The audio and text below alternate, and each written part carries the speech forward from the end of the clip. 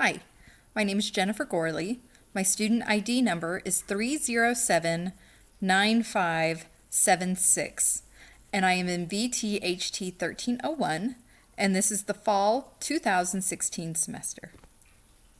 I'm going to demonstrate how to clip a dog's claws. I am using Toby again, and the supplies I have for this are clippers. With Toby being so small, I'm going to use my small clippers. I also have styptic powder in case I accidentally hit the quick. I can dip the Q-tip into the styptic powder, apply it to the claw, and stop the bleeding. And I also have a fingernail file if I need to file off any jagged edges. Okay, I'm going to do Toby's back claws so I can show you the quick. To clip the claw, I'm just gonna, usually I would identify the quick, but because the quick is this pink part, that is the vein, and it will bleed if you clip it, and it will also hurt. But on the black claws, you just want to take a little bit off to ensure you don't make them quick. You don't hit the quick. Just take a little bit. I'm going to come in here. I'm going to visualize the quick and just take a little bit off the ends. Here, I'm actually going to identify the quick and then come in and clip the claw and then come down to this very last one. I'm just depressing on the pad of the paw a little bit to get it forward and just clip off the very end. And that's how you clip the claws on a dog. I'm going to demonstrate how to clip the claws on a cat. The materials I have for this job are clippers. I like small clippers for a cat because it's easier on a small paw to get into their claws and quickly snip and move on. I've tried using bigger clippers, and it's so difficult to really get in there, make sure you're not getting the quick, and to snip it quickly. I have a fingernail file on hand in case I get a jagged tip or something. I've had a pair of clippers that don't clip very well because they're kind of dull, and it almost splinters the claw a little bit, and you need to go in there and file it down. Nobody likes having a jagged fingernail. I also have quick stop styptic powder and a Q-tip in case I accidentally hit the quick of the nail. The quick is the blood vessel at the base of the nail. Just like if you were to clip your nails a little too short, it would bleed and it would hurt. The same thing happens to a cat. So we want to make sure that we identify the blood vessel at the base of the claw, which I will show you, and that we don't hit that. And if it accidentally happens, I've got a Q-tip and styptic powder ready to apply to the part that got nicked. I also keep a towel on hand, so that way the person helping me who is holding the cat doesn't get clawed or bitten. I can wrap the cat up, expose just the paw if needed. Some cats are really good about it, but mine aren't, and they can be safe while we're doing this procedure. This is my cat Lucy, and she's the cat I will be demonstrating on today. I will be demonstrating on her back paw, clipping her claws.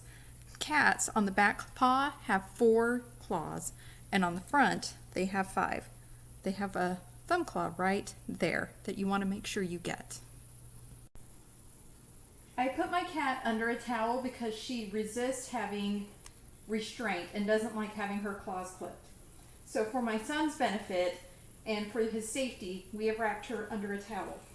Come closer. I'm going to push down on the pad, and if you kind of push the fur out of the way, you can see right here at the very bottom is the quick. I don't want to cut the quick because it hurts, so I'm going to just push, identify the quick, snip. Push, identify the quick, very small because her quick is up high on this nail, and clip. Go to the third nail, clip it pretty quickly. Fourth nail, click. And let me see, make sure. On the back paws, she doesn't have one lower. On the front paws, she might. So you've got to make sure when you're doing the front claws that you get the bottom nail as well. And that is how you clip the claws on a cat. Come here, Lucy. She really did not like that. Now I'm going to demonstrate how to give a dog a pill. The supplies I have are the pill. For demonstration purposes, I'm using a small piece of kibble. And I'm going to hold the dog under my non-dominant arm. I've got him kind of in a football hold, so he's up close to my body and he can't wiggle away as easily. And then I'm going to tilt his mandible up. I'm going to open his mouth and I'm going to put the pill in the back of his throat and stroke his throat to induce swallowing. I have Toby wrapped in a towel because he doesn't like people messing with his mouth. So I'm going to hold him really close up,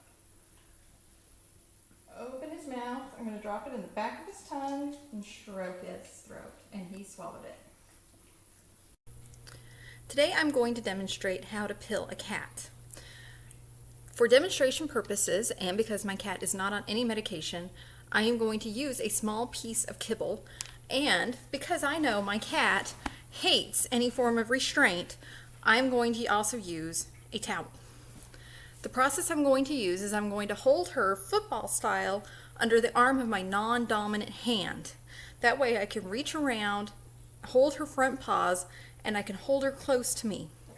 I am then going to use my dominant hand, open up her mouth after I've lifted up her mandible just a little bit, and I'll drop the piece of kibble, in this case, or the pill, on the back of her tongue.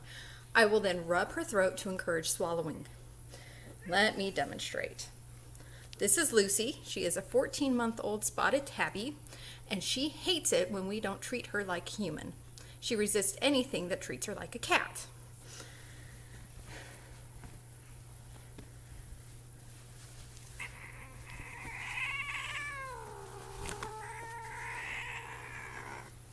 Once I have her wrapped in the towel and under my arm, make sure I've got her front paws in there. She's held securely against my body. I'm going to lift up and open up her mouth, drop it on the back, and I'm going to just rub her throat. She's resisting swallowing right now, so I'm going to blow on her nose just a little bit. There, she swallowed, and I can let her go. And that is how you pill a cat. Now I'm going to show you how to collect a free cat urine sample. The materials I have for this are a ladle to collect the urine with, and a jar with a lid on it. This is just a plastic bell jar that I use for jam. What I'm going to do is I'm going to take the dog for a walk, and when the dog squats or lifts its leg to urinate, I'm going to put the ladle down under the urine stream. I'm going to let the dog urinate a little bit first so I can catch it midstream, because when they first start, that's when they have a lot of bacteria and skin cells that could contaminate the urine sample.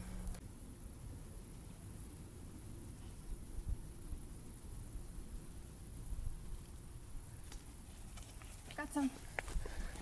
Can you take a picture of that? I need it on video. Oh, okay. I got a video. Did you record it? I'm recording it still. And the urine sample. I'm going to apply a gauze muzzle now. I have two different lengths of gauze depending on the dog.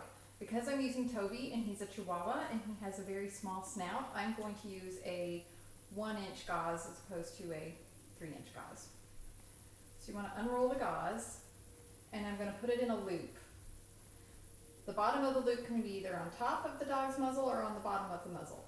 I prefer to do it on top. So I'm going to start it. I'm going to pull it tight, not too tight, because I'm not trying to cut off any sort of circulation or anything. I'm just trying to restrain the dog. I'm going to loop it again underneath, and I'm going to come around the back of his ears, and I'm going to tie it like you would tie a shoe in an easy release bow. So that way I'm not trying to pick out a knot when I need to release him. And then untie it very easily, and it comes right off.